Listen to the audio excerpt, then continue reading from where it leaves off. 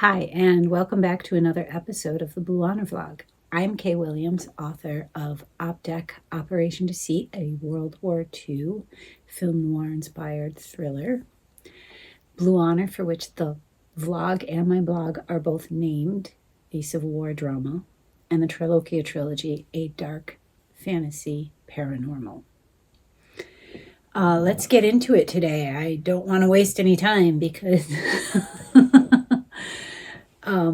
musical inspirations is the vlog that we're looking back at, and that is number 86, and that was published back on, let me see here, and I'll get the date, March 27th of 2017. So almost a year now, so that's 9 years ago, and some months, because it is now June. And my musical interests have not really changed. Everything's pretty much holding steady as it has always. I like what I like. And while there may be discoveries within there of new artists and finding a new love in a differing genre than my usual mainstream, the mainstay is sticking. Like with most people, you like what you like. And music, art, and things like that are pretty subjective. And I think it just comes down to your personality and the things in your life. All of that reflecting back on you, and maybe an attitude or personality type that you want to project back out to the world and stuff. These are the things that draw us into the things that we like. So musical inspirations, though, this article in particular is more about the music, if there was any. The Open Book Blog Hop, of course, is a group of authors getting together and answering the same question, and readers can hop through and read their one-page answer. So they're short articles, and then you can read each one. And we have between 4 and 5 authors each week answering these questions. Almost always the usual suspects from PJ, who coordinates this, and I try to throw in an assist to other authors who have come along the way, mainstays like Layla, who have been there right along, and Stevie. Stevie's a British author. Layla is from Alaska. PJ is from Pennsylvania. I am from New York, and we have other people coming in, and we have British authors, American authors. I would love to see authors from other areas of the world too. That would be great. We do have one currently from Portugal. And I believe she's an expat, though, from the United States. So I'm kind of like, it counts, but it doesn't count. She can still write about the experiences and stuff in Portugal, which I find fascinating. I want to learn more about that. I would love to visit Portugal. It's top on my list. So I am quite jealous of her being able to do that. Very, very excellent. And I love to hear from the British authors, because we are so adjacent and yet so dissimilar, at the same time. It's interesting because Stephen and Richard are both science fiction writers, steampunk and science fiction, and I heavily have an interest in that. As you know, with Triloquia, the one alien race came up through, and their history has the steampunk history, and that is the Agar alien race. They're the blue people. So that will be interesting to be able to get to do that. So we'll kind of be like triplets there with similar ranges, which is fantastic. The only difference, I think, for me is doing the American history end of it, World War II history. And I don't believe that they write anything like that, but they of course, in their culture, have that background. So it leans in on that. So getting back to musical inspirations, the question was, how does music inspire your writing? Music has inspired me to become a writer, flat out. I wouldn't say I was a lonely child per se. I was one of two children in my family. I have an older brother, and it's me. And we grew up on in an area that was very rural. So, like I call it farmland, but it's they used to be farms, but now it's just like houses. Nobody's farming there, but it's like the boonies almost. And there's not a lot of people around. You have to walk quite a clip to get to anybody's house. And being a child, of course, I don't drive, so you can't just pick up and go to a friend's house. I would have to ask permission. And because my parents worked all week and they worked about an hour away via commute, they really didn't want to get back in the car and be driving me. They had a lot of things to do on the weekends. They were tired. And as a parent myself now with I don't have quite as long of a commute because I've moved to an area that is similar, but a little bit denser and much closer to my job. It still is a drive. And, especially in the warmer months, you get in a hot car and it doesn't cool down by the time that I get home. So I'm like hot and I'm like, ugh. And of course, then the car becomes associated with that commute. And it's like, I really don't want to get in the car. And with the prices of gas and everything now, which it wasn't bad when we were kids, but of course, income was different then. So it really could have been to them. It was like an expense and they wanted to save their gas because when I was commuting, and I would commute at the same time, it was the end of my parents' career. I had the same commute. So I worked at the University at Albany for a time where my dad was also employed. And it is 45 minutes at least to an hour both ways. Now it's about an hour and a half to get home from that spot or downtown Albany to where my parents live during the week. A lot of standing still on the highway, very hot, very boring. A lot of just stupid accidents and people, behaving badly in their vehicles and things going on. And it's a lot. It's a lot. So I'm glad that I relocated to a closer place. There's a lot less of that. There's still nonsense. Of course, people are foolish driving. You have road rage still.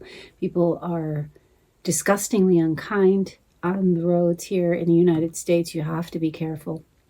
It can be very dangerous. People have a lot of rage in my country, and they're miserably unhappy, struggling to keep their head above water and everything else. So everything is an affront to them. They're mad right out the gate, and it's a pain in the butt.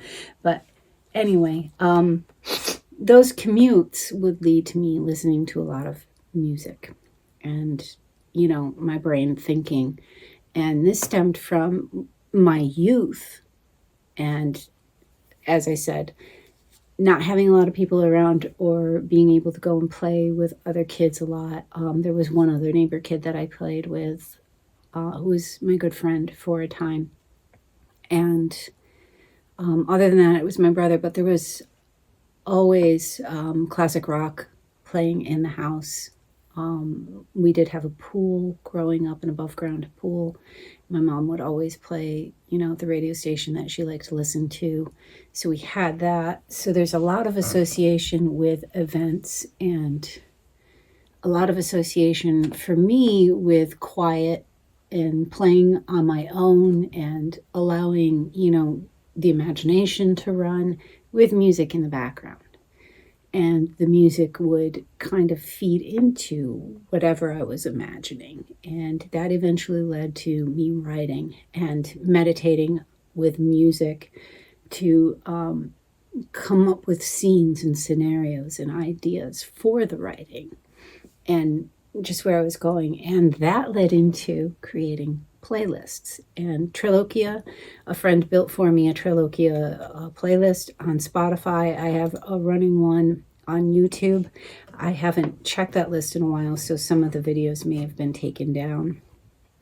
If you go to this article, which I will link below, you'll see an image of one of the playlists there. So you can see some of the music that's on there, and it spans quite a bit. It depends on what's happening in the scene, what's playing. So like if you have Blue Honor, I'm going to have a lot of probably what people would call fiddle music or Irish music, Irish traditional, and items like that. But something that harkens back to the mid 1800s and that type of music from rural America. Not necessarily something like, so the character Joseph, very wealthy man, you would think something more parlor orchestral stuff in his case. But I mean, often when you're watching these movies that take place in the 1860s in the Civil War, or that era, there's a lot of violin, fiddle, and that type of sound in a country-esque type of sound, an Irish linked sound. So I kept with that, because it helps when you are brought up in a culture to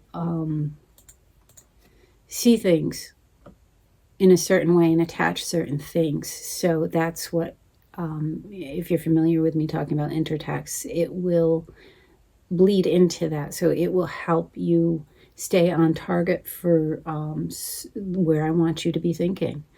And for me, it's no different. So I will listen to traditional songs, whether or not John Ford inspired that stuff with The Quiet Man and the like of his films, which he did. A lot of the music that Americans think is Irish was actually from John Ford movies in the 1940s and 50s, and doesn't have a lot to do with Ireland. The instruments and stuff, of course, are linked to the culture, but a lot of it was done for those movies. And the Irish, being the lovely people that they are, have adopted many of those songs into their repertoire and do actually do them. But quite a few things have their roots actually in the United States with John Ford and those movies, which is interesting. But that plays for me because when you're talking the Civil War, of course, the John Wayne movies, he did Civil War stuff, so I'm thinking about that and those images and stuff, and I'm thinking, and get myself into that frame of mind so that I can get into the history and roll it back, which, this is also why I like going to the reenactments, because very often they will have a group of musicians there who will play the appropriate instruments from that time that they might play in camp. And it's just cool to see and to hear, because they're very much dressed up in period clothing and they're playing these songs and stuff, and they take it highly seriously. So they will dig through all the records and they will find the music from that actual time and bring it back and learn how to play it. And it's incredible living history. It really is. And it's very inspiring. Op-dec, very similarly, a lot of the music, even today, a lot of the music comes out of films and soundtracks that we hear and is inspired by movies and television, even books, current events, etc. The culture is not in a vacuum. Each piece is not in a vacuum. It's all ping-ponging off of one another. So op-dec, and Operation Ghost, it's that 1940s music, and I made a whole playlist that has, big band and music from that time period to get my brain into that focus. And I, likewise, I also like to watch the old movies. Op-dec, of course, like I said, is noir inspired. So watching as much noir as I can really helps, and you can hear those jazz horns and stuff often in the background of those movies. So I like to bring that into my musical inspiration, so my playlists and stuff will reflect that. And Triloquia, while the first book spans the period of early 1960s and it comes up through to modern times, it will have quite a bit of that. But I tended to stick to electronic music and club type music, things like that, because it was inspired from me and my dreams. And this is the music that I listen to. So that playlist will directly reference stuff from the stories.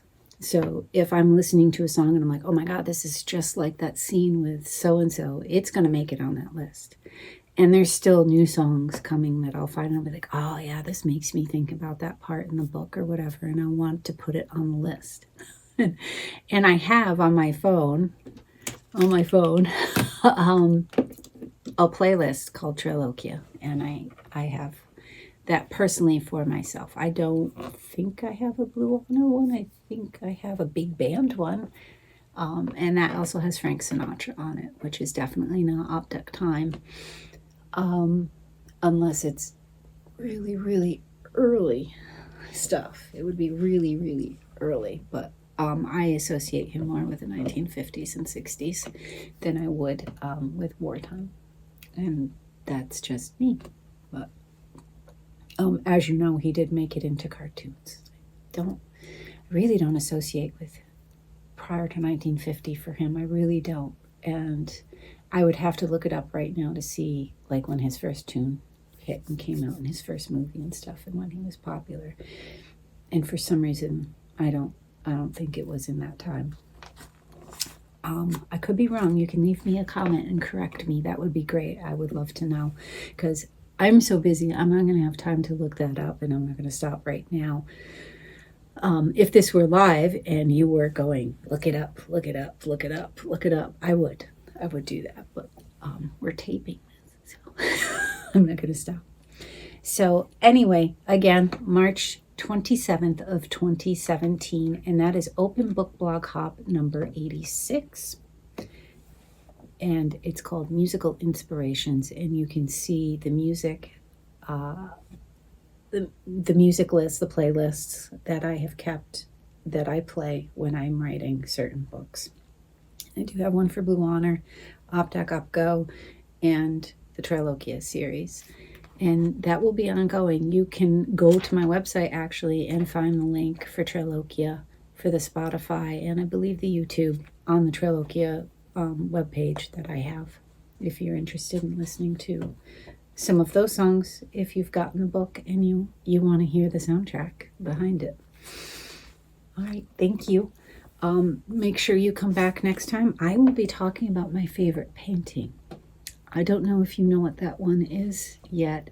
I may have some readers watching this. I've noticed that my subscriptions have jumped quite a bit on here, which makes me excited. We're at almost 100 people now. I would love to be celebrating 1,000 soon, and that would be phenomenal. So make sure you share this with other people. Sometimes I will talk about politics. Mostly it's just about writing and books, the Open Book Blog Hop, and things around writing life. What other things that I do, but politics will come into it. I don't usually shy away from that online and giving my opinion, because regardless of how you feel, the political is personal and it affects your life. So vote wisely and vote in every election, not just the presidential one, because the ones that matter most to you are local and midterms. They actually directly affect the laws that are being put into place to control your life. So think about that next time you're in the booth. It's not just the president. We do not have kings. I'll see you next time. Thank you for stopping by.